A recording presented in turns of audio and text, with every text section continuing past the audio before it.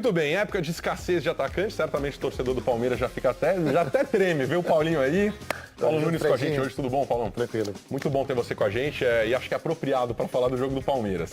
Comece perguntando o seguinte, o Palmeiras ontem evitou um desastre, né? Começou muito mal, toma 2 gols de um atacante que a gente até falava no intervalo, não foi bem quando teve no Brasil, no Paraná. E aí, ainda com uma ajuda do Everton, que pega um pênalti, consegue se safar, o Borja empata e tudo mais. O Palmeiras está assustado desde a eliminação do Inter? O que aconteceu com a confiança do time que vinha um foguete desde o ano passado e de repente se abalou nos últimos dias, hein? Boa tarde. O Palmeiras ele vinha com uma cobrança, né, da torcida muito grande. E o Filipão tinha que trabalhar essa cobrança em cima dos jogadores.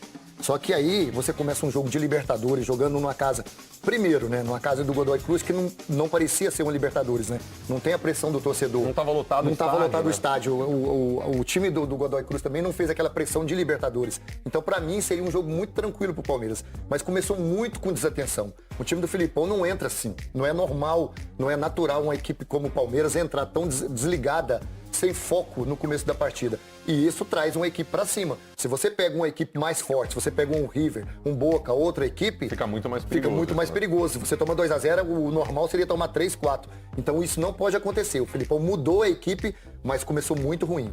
Bom, de qualquer maneira, é interessante também a gente dizer que o Filipão se forçou a colocar o Palmeiras para jogar de uma maneira que o Palmeiras não está acostumado a jogar quando toma o 2-0, né? Que é mandando no jogo, com a posse de bola, atacando e não reagindo. Mas a pergunta que ficou depois do jogo e pelo gol do Borja que a gente viu agora há pouco é sobre o 9. Era a grande discussão dos últimos dias, o Palmeiras precisa de um 9, se falava em Henrique Dourado voltar para o time, né? Ele passou pelo Palmeiras em 2014.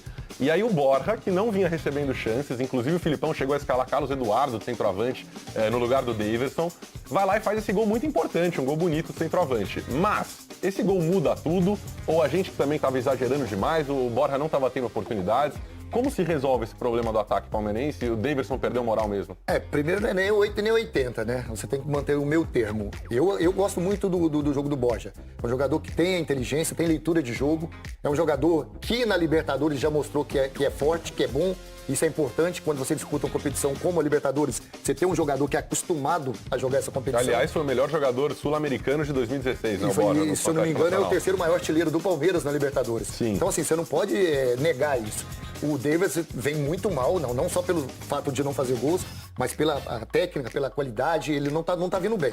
Então o Filipão tem que ousar, tem que colocar aquele jogador que ele tem, que ele pode confiar. O Borja não vinha jogando há muito tempo, as oportunidades que teve não aproveitou. Mas você vê, quando você tem um jogador com essa categoria, com essa qualidade, e sendo um jogador de Libertadores, ele pode decidir. Pode ser bom pro Palmeiras, que pode ganhar mais um jogador a mais para a continuidade dessa competição. Bom, Paulinho, a gente já tá com a tarja na tela aparecendo para mim em casa que o Palmeiras acertou hoje com o Henrique Dourado, já é oficial. O time dele na China já tinha resolvido até a questão de contrato dele, ele estava lesionado, se recuperou agora da lesão, só que aí é um problema de excesso de jogadores extracomunitários, tem muito gringo lá no time dele da China, vão liberá-lo, aparentemente, as primeiras informações que o Globoesporte.com trazem, sem custos. Ele vem que é até uma mudança, o Palmeiras vai ter o acesso, então, a um Henrique Dourado sem custos. Poderia ser uma opção legal para o Campeonato Brasileiro, talvez. A gente sabe que quando os times vão andando em frente nas competições, está cada vez mais claro que tem um time da Libertadores, um time misto do Brasileiro. Existe o Henrique Dourado sempre, seria né? o cara do Brasileiro. Os jogadores mesmo, do Palmeiras, do Flamengo, do Atlético, eles sabem quem são os titulares ou não. O seu jogador sabe. E o Henrique Dourado vem para somar, né? Eu não vejo o Henrique Dourado para resolver a situação do Palmeiras. Lógico que ele já teve uma passagem muito boa no Palmeiras no passado.